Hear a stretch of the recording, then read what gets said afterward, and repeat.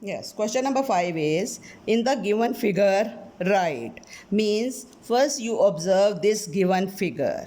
In this figure, beta there are 1, 2, 3, 4 and 5. 5 lines are given in this figure.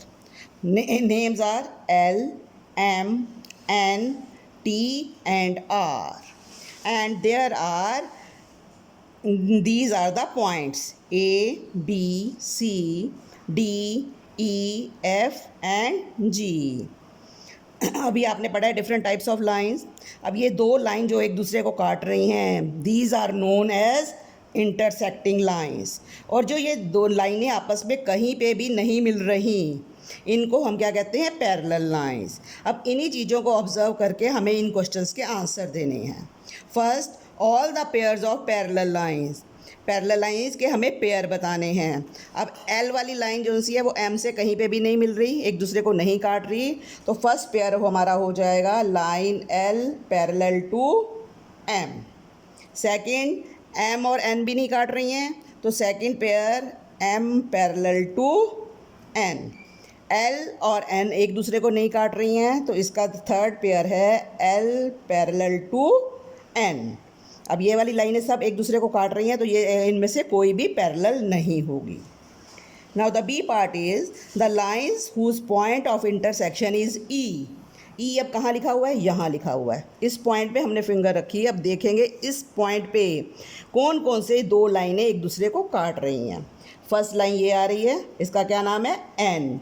और second ये वाली line है, इसका क्या नेम है? आर. तो यहाँ पे कौन कौन सी दो पॉइंट लाइंस काट रही हैं? N and R.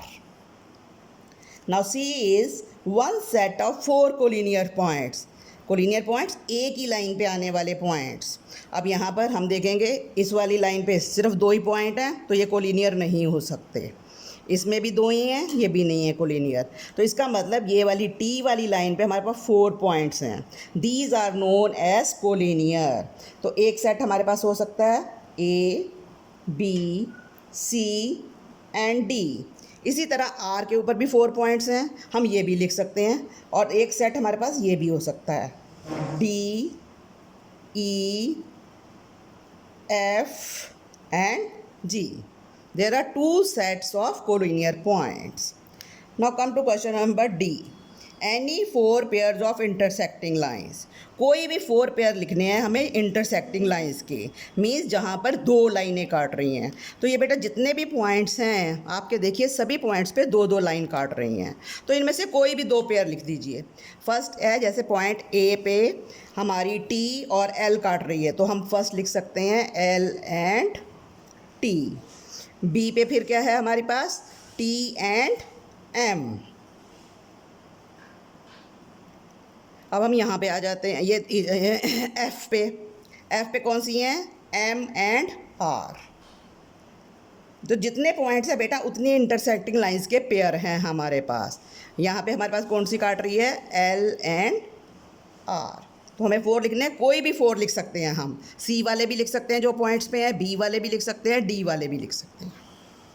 Now the E part is the point of intersection of lines M and T. अब हमने देखना है M और T कौन से पॉइंट पे काट रही हैं. M हमारी ये वाली लाइन है और T ये वाली है. हम इन दोनों को चलेंगे और ये कौन से पे काट रही है एक दूसरे को? Point B. तो आंसर इसका क्या है बेटा? Point B. Now the point of intersection of line R and T.